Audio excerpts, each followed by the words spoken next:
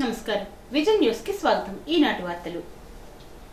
జిల్లాలో ఆక్వాజోన్ సర్వేను యుద్ధ ప్రాతిపదికన పూర్తి చేయాలని జాయింట్ కలెక్టర్ రాహుల్ కుమార్ రెడ్డి సంబంధిత అధికారులను ఆదేశించారు।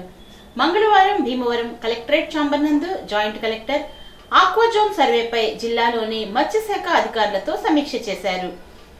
ఆక్వాజోన్ పరిధిలోకి తీసుకురావడానికి భీమవరం ఆకివీడు మండలాల నివేదికలు అందాల్సి ఉందని, మిగతా అన్ని మండలాల్లో సర్వేను పూర్తి చేసి నివేదికలను అందజేయడం జరిగిందని అన్నారు।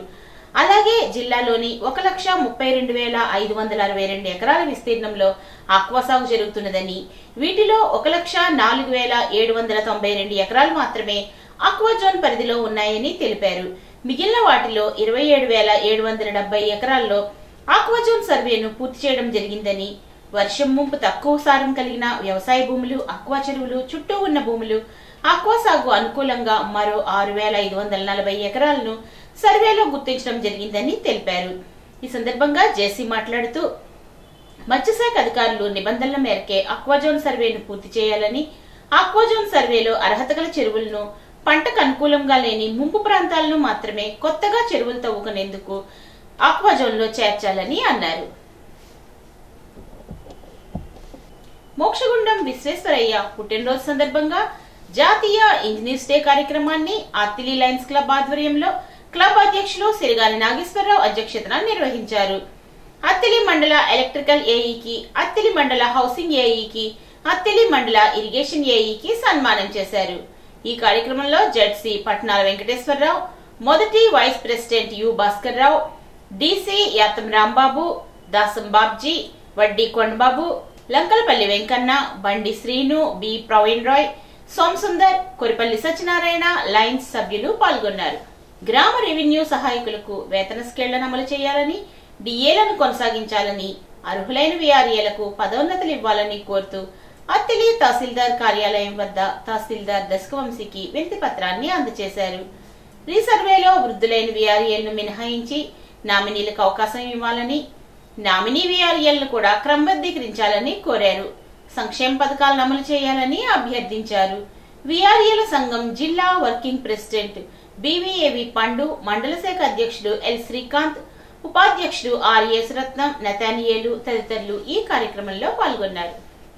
విద్యుత్ బస్సులను ప్రభుత్వమే ఆర్టీసీ ద్వారా నిర్వహించాలని సిఐటియు జిల్లా నాయకులు కమల మునిస్వామి ప్రభుత్వాన్ని డిమాండ్ చేశారు।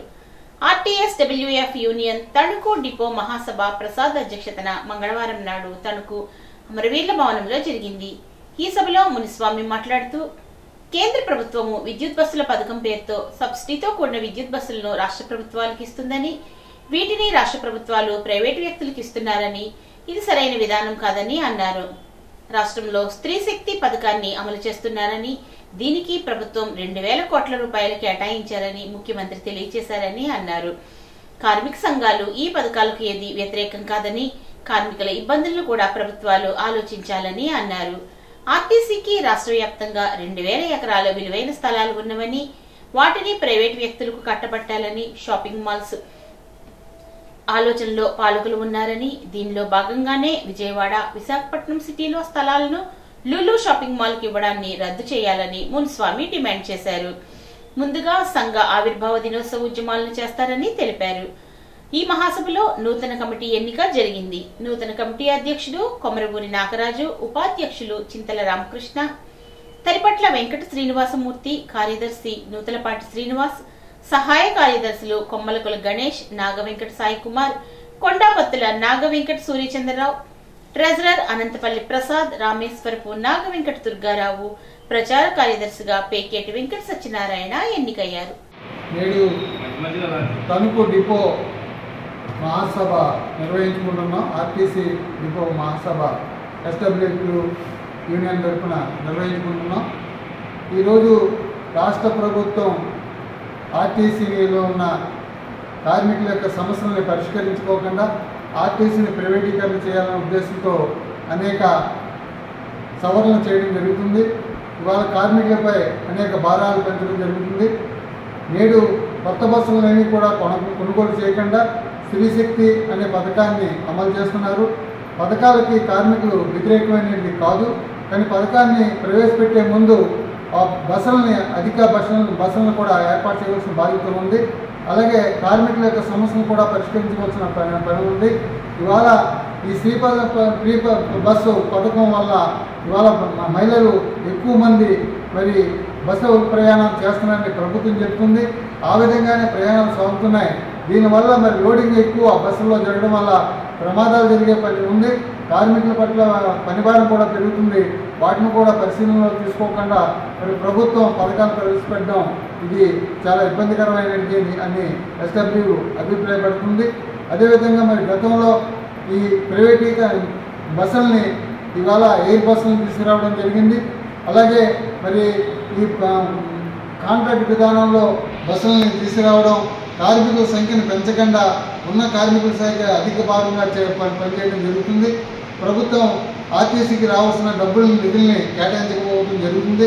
వీటన్నిటిపై ఎస్డబ్ల్యూఎఫ్ అనేక పోరాటాలు, ఉద్యమాలు, సమిక పోరాటాలు, ఐక్య పోరాటాలు చేస్తూ ఉన్నది. రాబోయే కాలంలో కార్మికుల యొక్క మరి సమస్యల పరిష్కారం కోసం ఎస్డబ్ల్యూఎఫ్ కృషి చేస్తుందని ఈ మహాసభ ద్వారా మేము తెలియజేస్తున్నాం. అలాగే ఈ కార్మికుల యొక్క సమస్యలను వెంటనే పరిష్కరించకపోతే భవిష్యత్తులో పెద్ద ఉద్యమాన్ని నిర్వహిస్తామని, దానికి సిఐటియుగా పూర్తి మద్దతు ఇస్తామని ఈ మహాసభ ద్వారా మేము ప్రభుత్వానికి తెలియజేస్తున్నాం. శ్రీ చింతలపాటి వరప్రసాదమూర్తిరాజు ప్రభుత్వ డిగ్రీ కళాశాల గణపవరంలో సైన్స్ అసోసియేషన్ మరియు ఎకో క్లబ్ ఆధ్వర్యంలో ప్రపంచ ఓజోన్ దినోత్సవాన్ని ఘనంగా నిర్వహించారు. ఈ సందర్భంగా ప్రపంచ ఓజోన్ దినోత్సవం 2025ను పురస్కరించుకుని 14వ తేదీన జాతీయ స్థాయి ఆన్లైన్ క్విజ్ పోటీని నిర్వహించారు. వివిధ కళాశాలల నుండి మొత్తం 101 మంది విద్యార్థులు ఈ పోటీలో ఉత్సాహంగా పాల్గొన్నారు. ఈ పోటీలో మొదటి బహుమతి 1500 రూపాయలను SCHVPMR ప్రభుత్వ డిగ్రీ కళాశాల గణపవరం విద్యార్థిని పి భారతి గెలుచుకోగా, రెండవ బహుమతి 1000 రూపాయలను విశాఖపట్నం డాక్టర్ విఎస్ కృష్ణ ప్రభుత్వ డిగ్రీ కళాశాల విద్యార్థిని మల్లంగి జ్యోతిక సాధించారు. అదనంగా స్థాయిలో నిర్వహించిన క్విజ్ పోటీల్లో కూడా విజేతలకు బహుమతులను ప్రదానం చేశారు. ప్రిన్సిపల్ డాక్టర్ పి నిర్మల కుమారి విజేతలకు అభినందనలు తెలియజేసి విద్యార్థులలో పర్యావరణ పరిరక్షణపై అవగాహన కల్పించడంలో ఇలాంటి కార్యక్రమాలు కీలకమని పేర్కొన్నారు. Vice principal doctor K Swarooparani, IQSE coordinator Ganesh Kumar విద్యార్థులను చురుగ్గా పాల్గొనమని ప్రోత్సహించారు. పశ్చిమ గోదావరి జిల్లా పెనుగొండ, ఆచంట, కోడూరు, పెనుమంట్ర మండలాల్లో బంగాళాఖాతంలో అల్పపీడన ద్రోణి కారణంగా మంగళవారం ఉదయం మధ్యాహ్నం కుండపోత వర్షానికి పల్లపు ప్రాంతాలు జలమయమయ్యాయి. సుమారు 2 గంటల పాటు కురిసిన వర్షానికి రోడ్లన్నీ జలమయమయ్యాయి. ఎదురుగా వస్తున్న వాహనాలు సైతం కనిపించని పరిస్థితి ఏర్పడింది. మండలంలోని పల్లపు ప్రాంతాలు, డ్రైన్లు పొంగి వర్షం నీటితో నిండిపోయాయి. మండలంలోని పొలమూరు, ఆలమూరు, మార్టేరు, నెగ్గిపూడి, పెనుమంట్ర, బ్రాహ్మణ చెరువు ప్రాంతాల్లో వర్షం నీరు రోడ్లపైకి చేరింది. పంచాయతీ అధికారులు డ్రైనేజీలకు అడ్డంగా ఏర్పడిన చెత్తా చెదరాన్ని తొలగించడంతో వర్షం నీరు దిగువకు మళ్లింది. ఈ వార్తలకు స్వల్ప విరామం.